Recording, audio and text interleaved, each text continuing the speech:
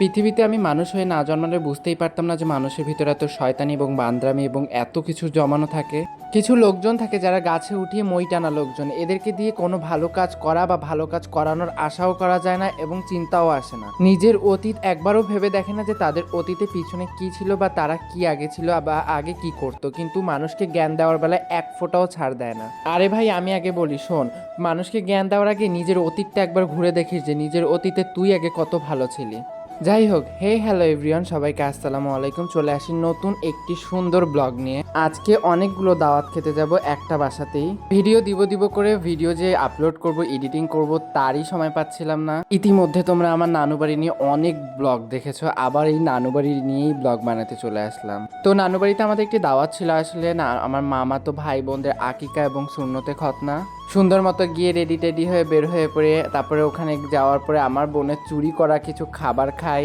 তারপর কি কি রান্না বান্না হচ্ছিল রাতের জন্য সেগুলো দেখতে যাই এবং দেখতে ভালোই অনেক কিছুই ছিল। কালকের জন্য প্রস্তুতি নিচ্ছিল কি কি করবে এবং রাত্রে কি কি খাবো। এর মাঝখানে আমাদের চাচিদেরকেও দাওয়াত দিয়েছিল দেখে আমার চাচি এবং চাচতো ভাই বোনরাও চলে আসছিল। তারপর সবাই আড্ডা টাড্ডা দিয়ে সবাই মিলে একসাথে খেতে বসে যায় এবং খাওয়া দাওয়া সুন্দর করে গল্প করতে করতে করে ফেলি। বাংলাদেশের এখন যা পরিস্থিতি, সবসময় লোডশেডিং চলবেই, তাই জন্য খেতে বসে বসে লোডশেডিং হয়ে গিয়েছিল এবং সবাই অন্ধকারে খাচ্ছিলাম। কে কার মুখ দেখবে, শুধু খাওন আর খাওন, সবাই শুধু খায় আর খায়। তারপর রাতে গল্প টল্প করে ঘুমিয়ে পড়ি, সকালবেলা উঠে যাই। সকালবেলা বাচ্চারা ঘুম থেকে উঠে ঘুমন্ত মুখ নিয়ে কি যে ভালো লাগে দেখতে, একদম কোনো ওদের ভিতরে শয়তানি নাই, বান্দ্রামি নাই। আসলে প্রথমের কথাগুলো বলা হয়েছিল কিছু কিছু মানুষের উদ্দেশ্যে, কারণ এখনকার মানুষরা এত খারাপ এবং এত জালিয়াতিপনা মানুষের ভিতরে, আপনি তাদেরকে দেখলে কখনো চিন্তাই করতে পারবেন না যে এই মানুষগুলো ভিতরে ভিতরে এরকম। আমি মানুষদেরকে একটা কথাই বলতে চাই, যে ভালো চাওয়াতে আপনি ওই মানুষটার কাছে খারাপ হয়ে যাবেন, তো ওই ভালো চাওয়ার কোনো প্রশ্নই উঠে না। এটা কিছু কিছু মানুষদের উদ্দেশ্যে বলা, যারা এরকম তারা অবভিয়াসলি বুঝতে পারবে। যাই হোক, দুনিয়াতে চলার পথে এইসব লোকেদের আমাদের জীবনে আসা যাওয়া থাকবেই, তাই দেখে আমাদের জীবন থেমে যাবে তা না। এইদিকে সবকিছু রান্না বান্না হচ্ছিল এবং সবকিছু গুছানো হচ্ছিল।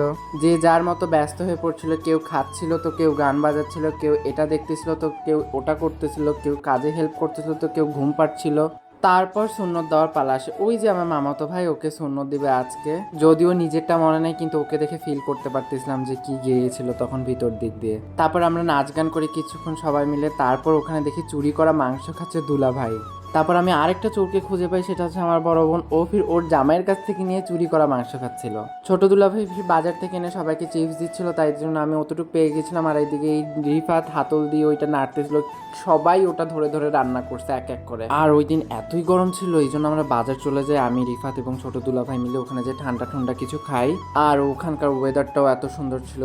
গরমের মধ্যে আসে এক টুকরো শান্তি যখন খুঁজে পাওয়া যায় তখন যে কি ভালো লাগে।